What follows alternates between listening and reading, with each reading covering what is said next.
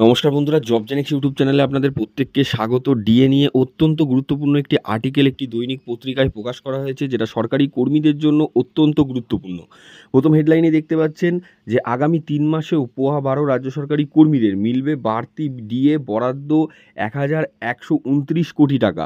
অর্থাৎ কেন্দ্র থেকে ১,১২৯ কোটি টাকা পুনরায় রাজ্যকে পাঠানো হয়েছে। এক্ষেত্রে ডিএ বৃদ্ধি পেতে পারে এমনটাই ইঙ্গিত করা হচ্ছে। কি বলা হচ্ছে বিস্তারিত আমরা দেখে নেব।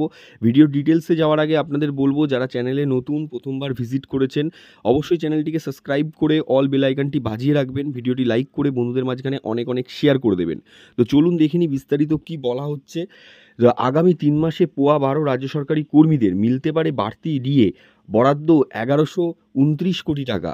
কেন্দ্র থেকে একের পর এক টাকা পাঠানো হচ্ছে রাজ্যকে। এর আগে ১০,০০০ কোটি টাকা পাঠানো হয়েছিল রাজ্যকে। টাকা বিস্তারের দিক থেকে রাজ্য ছিল চতুর্থ নম্বরে। পুনরায় ১,১২৯ কোটি টাকা পাঠানো হয়েছে রাজ্যকে। প্রতিটা রাজ্য যেখানে কেন্দ্রীয় সরকারের অনুসরণ করে ডিএ বৃদ্ধি করে চলেছে, অর্থাৎ যখনই কেন্দ্র ডিএ বৃদ্ধি করে অন্যান্য রাজ্যগুলোও ডিএ বৃদ্ধি করে, সেখানে আমাদের মুখ্যমন্ত্রী বারংবার রাজ্য সরকারি কর্মীদের চ্যালেঞ্জ করেছেন। ডিএ মামলা সুপ্রিম কোর্ট পর্যন্ত গড়িয়েছে। সুপ্রিম কোর্ট পর্যন্ত গড়ানোর পরেও মুখ্যমন্ত্রী এখন পর্যন্ত মাত্র 4% অর্থাৎ 14% ডিএ ঘোষণা করেছেন। সম্ভাব্য জুলাই মাসের শেষে একটি ডিএ ঘোষণা হতে পারে। কারণ বারংবার মুখ্যমন্ত্রী অর্থমন্ত্রীর সঙ্গে বৈঠক সেরেছেন। সেই বৈঠকে বারংবার ডিএ কথাটি উঠে এসেছে। এক্ষেত্রে আলোচনা করা হচ্ছে বেসিক স্যালারির সঙ্গে যে 3% বেসিক স্যালারি বৃদ্ধি পায়, প্রতি বছরই ইনক্রিমেন্ট হয়ে থাকে, তার সঙ্গে ডিএও ৪ থেকে 5% বৃদ্ধি করতে পারেন মুখ্যমন্ত্রী। কারণ হিসাবে মনে করা হচ্ছে যে কেন্দ্র থেকে অনেক টাকাই রাজ্যকে পাঠানো হচ্ছে। রাজ্য যে অজুহাত বারংবার খাড়া করেছে যে রাজ্যের হাতে টাকা নেই, সেই অজুহাত আর এইবার চলবে না। কারণ ১০,০০০ কোটি টাকা প্রথমে এবং দ্বিতীয়ার্ধে ১,১২৯ কোটি টাকা রাজ্যকে পাঠিয়েছে কেন্দ্র।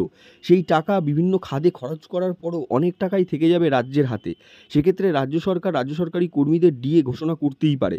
কিন্তু রাজ্য সরকারের এই ঘোষণায় খুশি নন রাজ্য সরকারি কর্মীদের এক অংশ। তাদের দাবি কেন্দ্রীয় হারে ডিএ দিতে হবে। যেখানে অন্যান্য রাজ্যগুলো পারে, সেখানে আমাদের রাজ্য পারবে না কেন?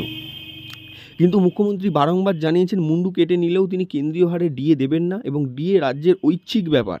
যেখানে অন্যান্য রাজ্যগুলি রাজ্য সরকারি কর্মীদের খুশি করে তোষামত করে চলে, সেখানে আমাদের মুখ্যমন্ত্রী বারংবার রাজ্য সরকারি কর্মীদের চ্যালেঞ্জ করে চলেন। এখন দেখার তিনি কতটা ডিএ ঘোষণা করেন। এক্ষেত্রে আশা করা হচ্ছে ৩ থেকে 4% ডিএ ঘোষণা হতে পারে রাজ্য সরকারি কর্মীদের ক্ষোভকে প্রশমন করতে। ১৫ই জুলাই ডিএ মামলার শুনানির সম্ভাবনা রয়েছে।